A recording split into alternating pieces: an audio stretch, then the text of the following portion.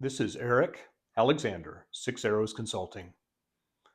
Here in the early fall of the year, lots of different organizations are getting busy with their annual strategic planning processes. I was in a conversation with a couple of executives recently as we were talking about their process upcoming, and part of that is traditional, and it's an absolutely appropriate part of examining where we have strengths, where we have weaknesses, what are the various opportunities and threats we're facing, so we can know what kind of action to plan now to take in the future. One of the most challenging parts of that, though, is dealing with weaknesses. And as I was visiting with the executives about practically how we would go about that when we're working together with their leadership team, one of the executives said, "Well, it depends," and I won't be able to quote him exactly right, but I like how he put this. Doesn't it depend on whether the weakness we're talking about is, "Hey, Eric, you've got spinach in your teeth," or, "Hey, Eric, you need to lose 20 pounds." That really struck me funny. It's an interesting way to put that, but it also highlights a pretty significant piece. If I have a weakness that's just something I can deal with by getting a mirror and a toothpick, that's one thing. But that latter one, "Hey, Eric, yeah, I notice your clothes are getting a little tight. You need to lose a little weight." It's likely true.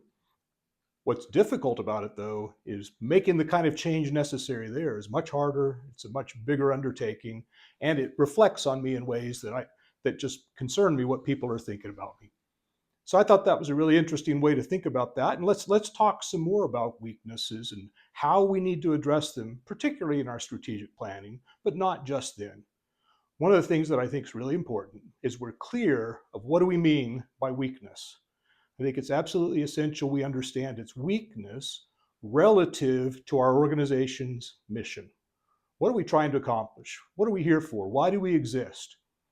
I'm 5'6". If I were trying to play in the NBA, that would be a relevant weakness. In my vocation, that really doesn't make much difference at all. Get a little bit of good-natured ribbing and teasing, but it doesn't have any direct bearing on my effectiveness. It's not an internal challenge or obstacle that makes it hard for me to accomplish my mission. So what are the kinds of things that are relevant weaknesses to talk about when you're doing strategic planning? I think it helps to think in a couple categories. Let's think about our people. Let's think about our platforms and our processes. And where are they not performing as they should? Where are they not up to the standard of maybe what our competitors are doing? Where are we lacking in capabilities or capacity? And let's be careful with capacity. Often it's easy to immediately go, "I just need more people." Well, maybe that's not the problem.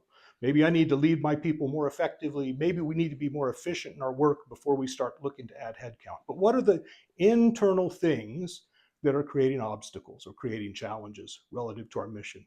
And let's not ignore some of the softer things that are harder to measure. Leadership. Where are our interaction models not as effective as they should be? So those are all really relevant.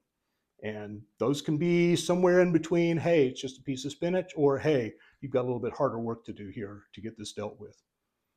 It's challenging. And one of the things that I think is vital as we think about it is establishing the right mindset. First of all, we need to acknowledge that in any organization, we have internal challenges. We're not perfect. We have weaknesses as an organization. Pretending like we don't doesn't help anybody, doesn't help the organization, doesn't help me as a leader in my area that I'm trying to lead. So my mindset needs to be, okay, these exist, let's acknowledge them and let's deal with it. And also, there is a way to bring them up that's 100% respectful and 100% truthful. And we need that mix. We need both of those to be going on in the conversation. I need to do that as I'm talking with other people about weaknesses I see elsewhere in the organization. And I appreciate that when people talk to me about my area too, respectfully and truthfully. It does always help if there's a weakness and it's coming out of my part of the company. It helps if I bring it up first and I don't make my colleagues have to have the uncomfortable opportunity to bring it up for all of us to talk about. So it takes a lot of transparency to do that. And that kind of transparency requires humility. It requires courage. We don't like to let people down. We'd prefer everybody thinks everything's just fine, but reality is that's not what life's like normally. I'm not perfect. My shop's not perfect. The team around me is not perfect. There are things we can do. There are things that are to do better. There are things in our organization that probably are not up to where they need to be. And we've got some internal obstacles. So that transparency, that courage to deal with it with humility really helps. Of course, we'll feel embarrassed, possibly. We need to get over that. We may think that they'll think less of me if I bring up a weakness in my area or weakness in myself and my own leadership. However, often that kind of humility and transparency can actually strengthen the trust, can make it a more robust relationship of confidence. They likely know or suspect already that there's something that could be better in your group, just like you know in their group. So bringing it to the surface and talking about it candidly is a positive thing. It's hard, but we need to get over that.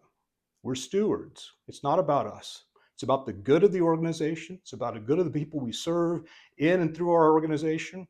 So let's realize and deal with our weaknesses. Let's be willing to talk about them candidly and with courage.